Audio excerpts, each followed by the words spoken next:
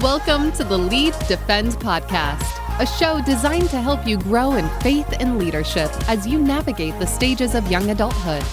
We address important faith topics and provide practical life tips, helping you build up your faith as you engage a changing culture. Now, here are your hosts. Hey, this is Ryan. I'm here with Brock, and we have Dr. Matz on with us. Dr. Matz, we're so excited to be here at Midwestern Baptist Theological Seminary. Would you tell us a little bit about where we actually are? Sure. We are so glad that you've joined us here at Midwestern. Midwestern exists for the church and for the kingdom, located right here in Kansas City, Missouri. We are one of the 6 Southern Baptist seminaries, and we are just so grateful to be able to serve the churches of the Southern Baptist Convention and serve churches there in Arkansas and provide resources like what we're getting ready to walk through here. Midwestern hosts and is home to the Charles Spurgeon Library here. We own his entire personal library, and so you can come here and learn about him. Great British Baptist preacher, as well as learn from a host of other scholars and others here at Midwestern. You know what I think really defines Midwestern and helps it to set apart in a lot of ways, and there's lots of great schools out there, of course, but what really is wonderful about our school, and I know Brock has experienced here as well, is just the relationships you can foster through the gospel here on a campus like this one, through professors, through time with classmates, how the Lord uses a school like this to refine students and refine individuals in their walk for the Lord in the service of His churches. Yeah, that's awesome. And so we're actually right here in the Spurgeon Library. It's an exciting, beautiful place. Even if you're not coming to Midwestern necessarily, stop by and visit. They would love to host you. Well, Brock, tell us a little bit about your Midwestern experience, and then let's jump right in. Yeah, Dr. Matz, he kind of showed my cards ahead. I have some skin in this game. I loved my experience here at Midwestern. Was able to graduate with an MDiv here, and actually got to have Dr. Matz for Intro to Apologetics, which was an interesting class for a lot of reasons, and it was a phenomenal time about learning with him. And he actually has a PhD from Liberty, did a minor in apologetics, studied with Gary Habermas, which if you're familiar with that name, he is high up there with evidential apologetics. And so today we're going to get to talk to Dr. Matz about some aspects of evidential apologetics. And so let's just start with that question. If you were telling someone who didn't really have any frame of reference for that phrase, what exactly is evidential apologetics? Sure. Thanks for the question, Brock. The evidential apologetics is this idea that there are good evidences for the Christian faith. You know, sometimes you'll hear people say things like, there's no reason to be a Christian. There's no evidence to support it. What facts do you have? Evidential apologetics is that branch of apologetics, which is the defense of the faith, which seeks to say, hey, there are good reasons, there are facts, there are evidences for Christianity. The way this normally works is it just looks at the facts of history and says, look, here is what happened in history, what best explains it. So normally this works on a few lines. One is fulfilled prophecy. Hey, if something happened and it was said it would happen and it was talked about beforehand, well, that's not how things normally work. Yeah. So I can't say, I know that such and such a thing is going to happen at such and such a time in such a way, and then it actually happened. And you'd go, well, how did you know that? How is that possible? So fulfilled prophecy is one. Another way of supporting evidential apologetics is the miraculous, the existence of events that are above and beyond the normal laws of nature. In order for nature to be worked outside upon or worked upon from without, there has to be something happening from outside nature. So the existence of these miraculous events and the evidence for those. And then the third branch here, and the one I think we're going to spend the most time on this morning, which Gary Habermas has really pioneered and led in, is what is known as the minimal facts for the existence of the resurrection of Jesus Christ. You know, as you study secular scholars, and you begin to look at those guys, there are a series of facts that everybody agrees upon. They may not give you that the resurrection happened, that it actually existed, but they will give you, these are some things that we just see happening in history, and there's very little dispute over them. And so as a result, the question then comes, how do you explain these minimal facts? And these minimal facts provide an evidential argument for the existence of and for the truthfulness of Christianity. Yeah. So when you're talking about this evidential apologetics, how does this differ from the way some other folks may approach apologetics? Sure, there's four major schools, I would suggest, of apologetics. Those would be classical apologetics, and both classical and evidential would be defined as positive forms of apologetics. That is, they are working to make a positive case for Christianity. The way classical apologetics does this is, at first, it's a two-step method. It makes some arguments for the existence of God. That would be like the cosmological argument, or the Kalam version of the cosmological argument, so famously, most recently advanced by William Lane Craig, or the ontological argument, or the teleological argument, or the moral argument, all arguments that we can see that point us to the existence of God. Then it makes a move from that, saying, hey, here is God who exists, to then making an argument for Christianity. And normally then, to do that, it uses some form of evidential apologetics. Evidential apologetics is distinguished from that. As opposed to being a two-step method, it's a one-step method. By that, what is meant is that the evidences for Christianity give you the existence of God within them. Sure. So if Jesus rose from the dead, there has to be someone acting outside the laws of nature, outside our seen, known, studyable universe, because we all know dead people don't rise. Right? Like, that's just... There's got to be something behind that. Yeah, there's got to be something behind that. So you get God without having to... an evidentialist will normally say, this is just a cleaner, quicker argument. Yeah. In addition to that... and so it's really getting to the point of truth in the quickest possible manner. Yes, yeah. So then, in addition to that, two other methods I'll just mention briefly, and these would both be considered negative forms of apologetics. Sure. That is, they're not trying to build an argument positively for Christianity, at least not directly. Rather, they're trying to show how all other forms of thought are flawed. And so, as a result, they leave you with Christianity. One would be Reformed epistemology, which is argued most notably in recent years by Alvin Plantinga, a famous professor at Notre Dame. And the way this argument works is it just says that there are good reasons, just internally, just like we have sense functions, that the belief in God is basically a sensory function, and we can just know that's true, that the heavens declare the glory of God, and so we just have this innate knowledge of God, and that is a reasonable thing to have. And then, as well with this, most famously pioneered by Cornelius Van Til, would be a presuppositional form of apologetics, which seeks to show how each system of non-Christian thought is ultimately self-referentially incoherent, that under their own weight, they all fail. And so that naturalism on its own has to assume a logical universe. But on its own, there's no reason to assume a logical universe. Everything is just random chance. And so why can naturalism exist?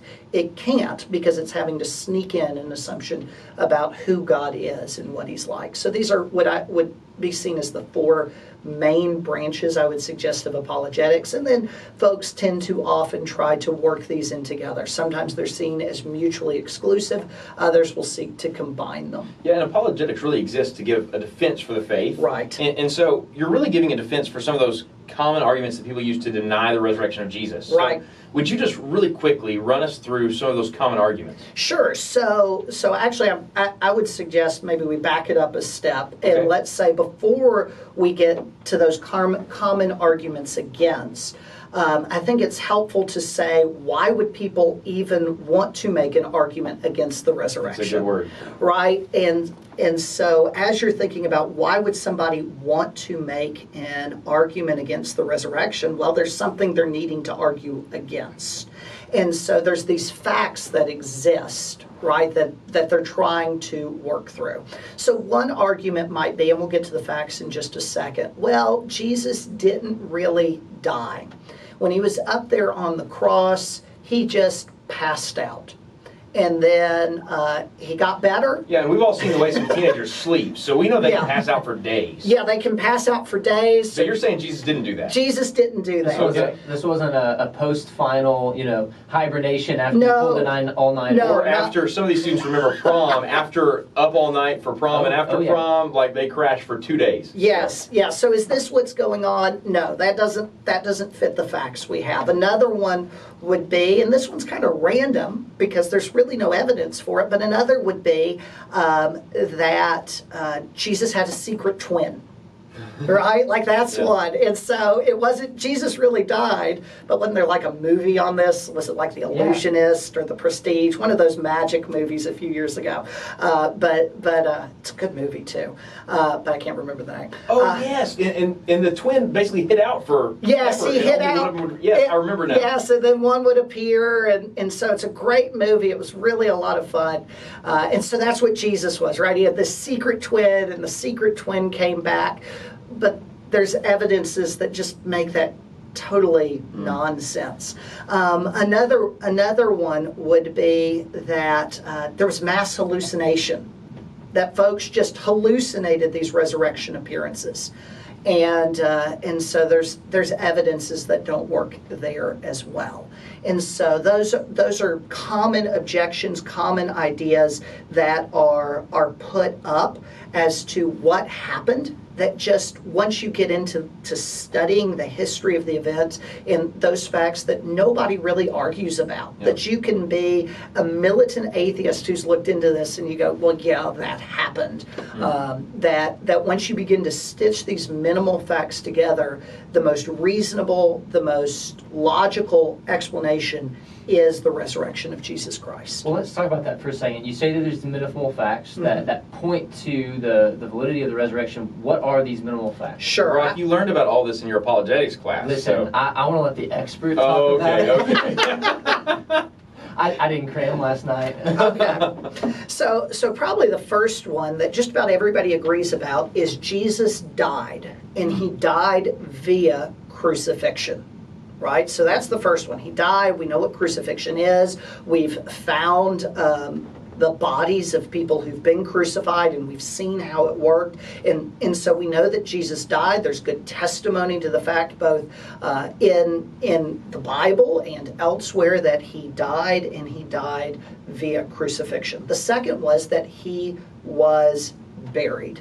Right? That he was buried.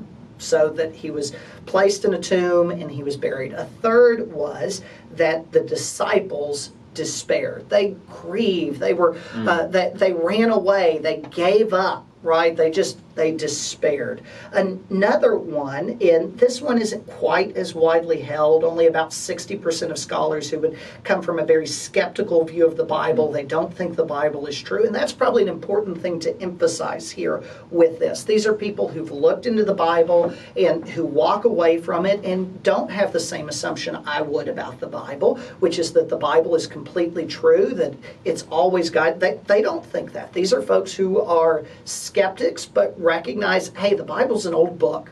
And as an old book, as an old document like any other, we should study it and we should subject it to rigorous criticism. And I would say, yeah, that's true. I just come to different conclusions where that leads, but they're going to tear out large portions of the Bible.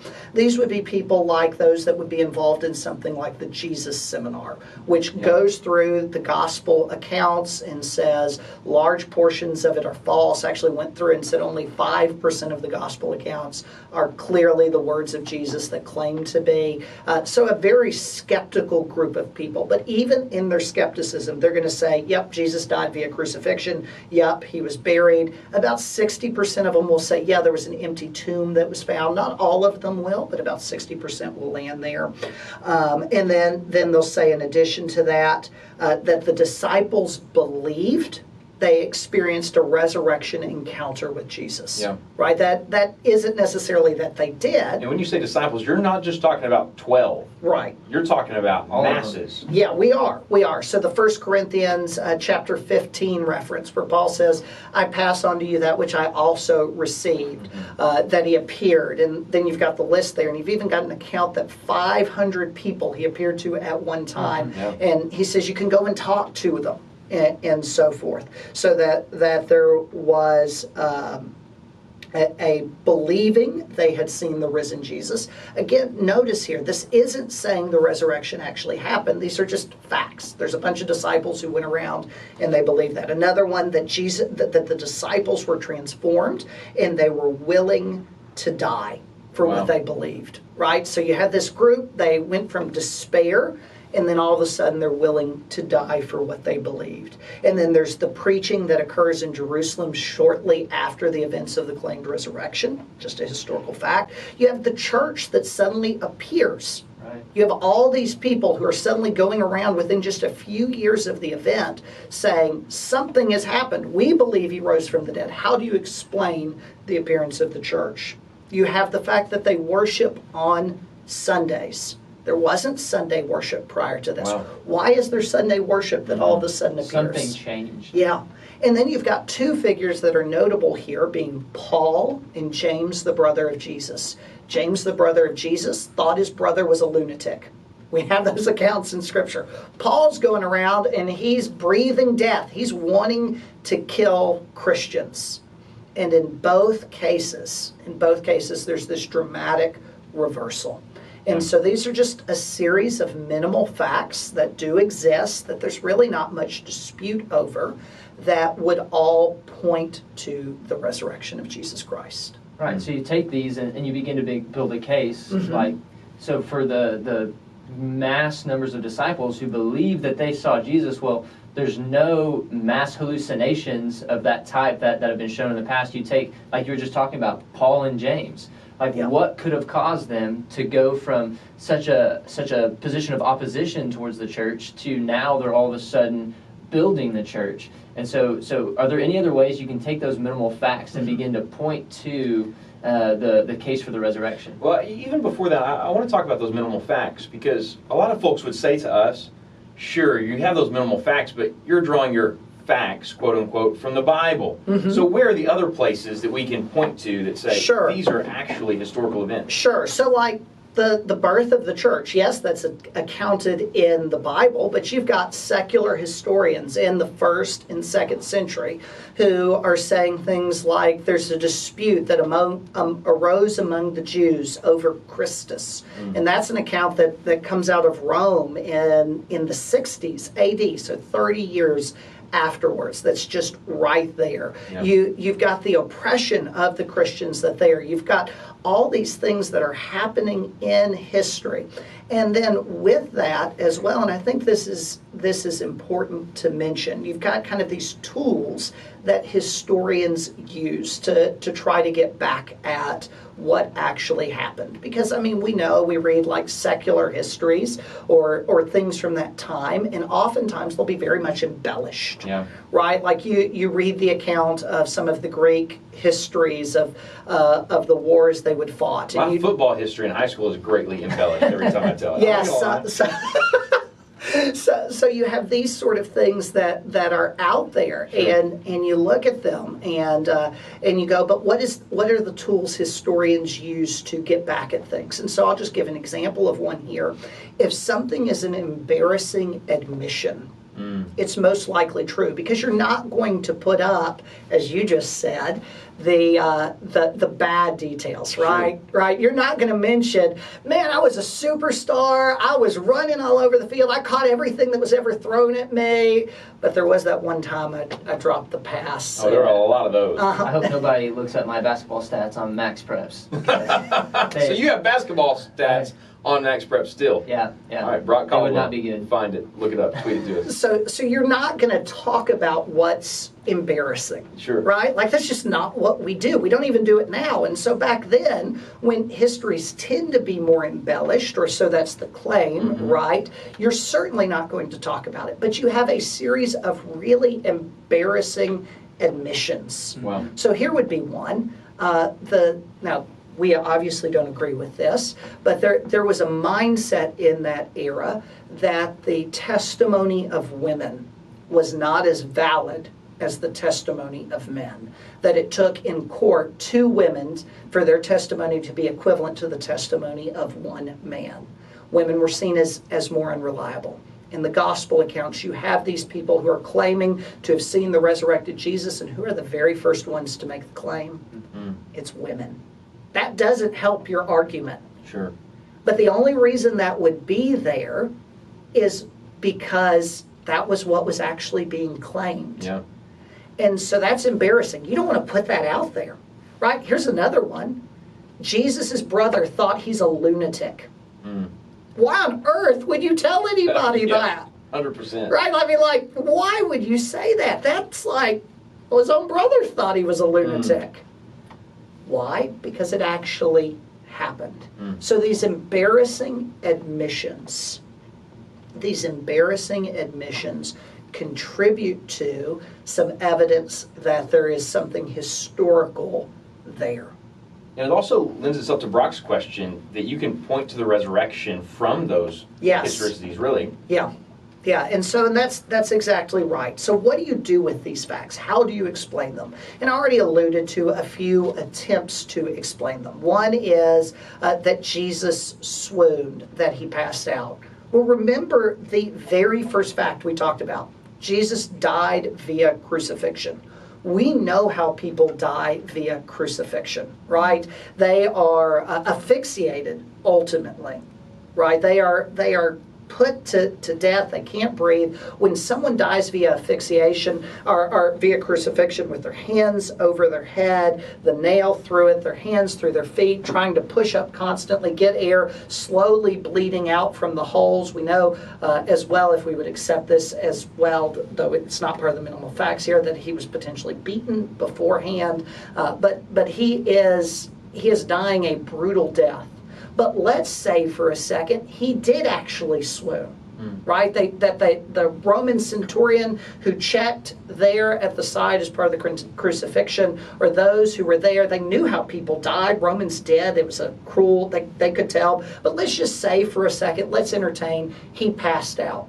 He has the fire beat out of him, basically, right? And he is put in the tomb, and 3 days later, somehow, some way, he's able to get up a little, right? So he is, because of the nature of crucifixion, if you were to look at him and you were to encounter him, your reaction would not be, oh my, you've risen from the dead. Look at this miracle God has done.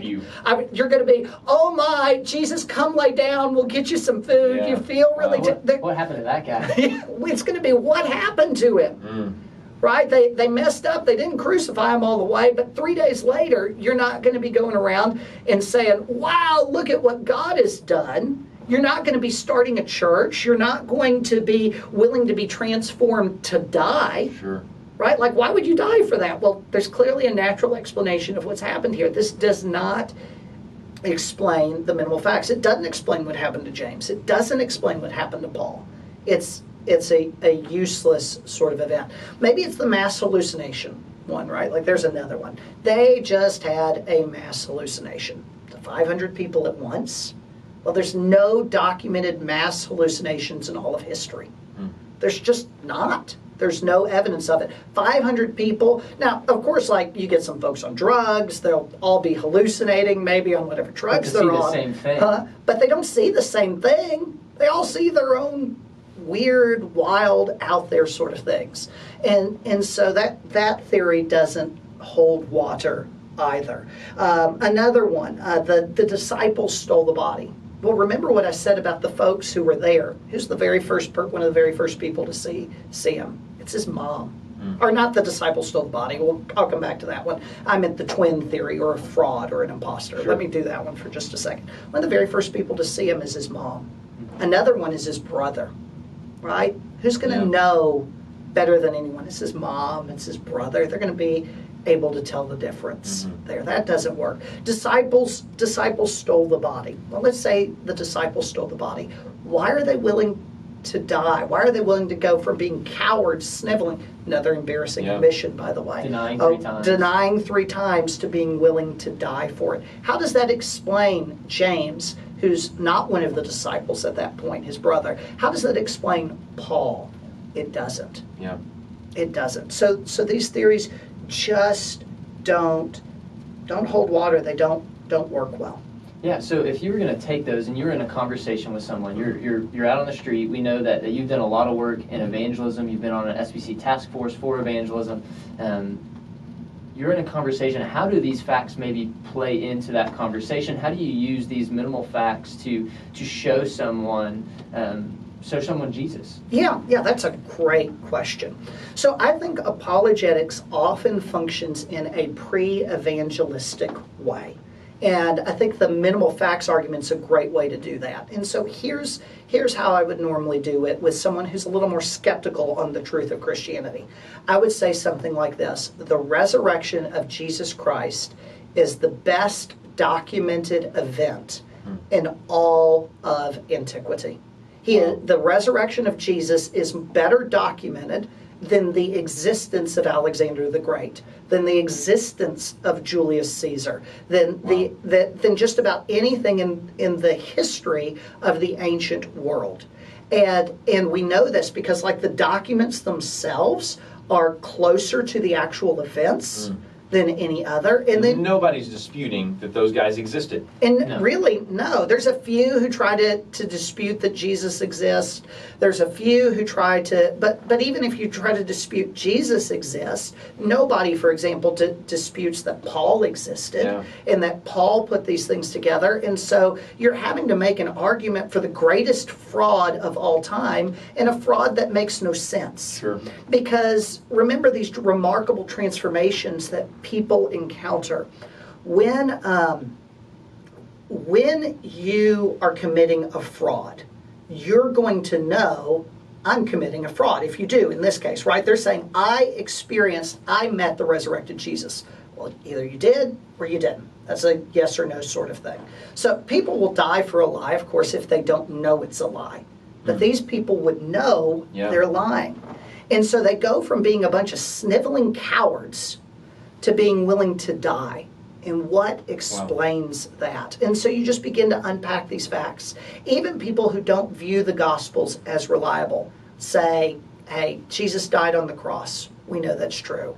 We know that there's these remarkable transformations. We know that these things are embarrassing. And so there's all this evidence for the resurrection having taken place. Now, do you know anyone who's died? I'll normally just ask a question like that. What happened 3 days after they died? They stayed dead. Well, a funeral, actually. Yeah, there was a funeral. Did they get up? Did Nope. they come? Did they? Okay. So, have you ever known anyone who's died who came back after 3 days? No. Okay. So, for that to happen, that doesn't work naturally, does it? No, not at all. Yeah, and so you can see where this is going. There's an event that happened. Someone had to act outside of nature to bring this about. Someone who is outside of nature, stronger than nature, above nature, is calling our attention to this event in history. Wow. And so as that one who is calling our attention to this event in history does that, I think that's something worth studying. Mm-hmm. I think that's something worth understanding. I think that points us to the fact that there is a God and that He wants us to know Him. Yeah. He wants us to see what He's doing. And He is calling out to us to come to know Him. And we see that in this person, Jesus Christ. Mm-hmm. And so given there is all this historical evidence, I would say you need to consider the claims of Jesus. May I tell you about a few of those? Yeah. And and then just walk people It sounds through like the gospel. you're presenting Jesus, you're presenting who He was and the resurrection, and saying if these at least minimal facts are true, you have to do something with it. Yes. You have to explain something with it. We know that we can't argue someone into the kingdom of God. That's It's the work right. of the Holy Spirit. We know that we're supposed to always be ready to give a defense. And so it's giving that defense with gentleness and respect and trying to show that person their opportunity to respond to it in some way. That's exactly right. Well, Yes. Dr. Matz, thank you so much for enabling us to just steal some of your time, hosting us here at Midwestern Baptist Theological Seminary. We are so excited that you would come and listen with us. You can find us at leaddefend.org, and the conference is coming soon, beginning of gonna be great. 2022. It's going to be awesome. Hey, thank you again. Until next time, this has been Lead Defend. That's it for this episode of Lead Defend. To hear more episodes from the Lead Defend crew, visit absc.org/podcasts. If you liked what you heard, rate and review us on your favorite podcast listening site. Want to learn more information about the next Lead Defend conference? Visit leaddefend.org.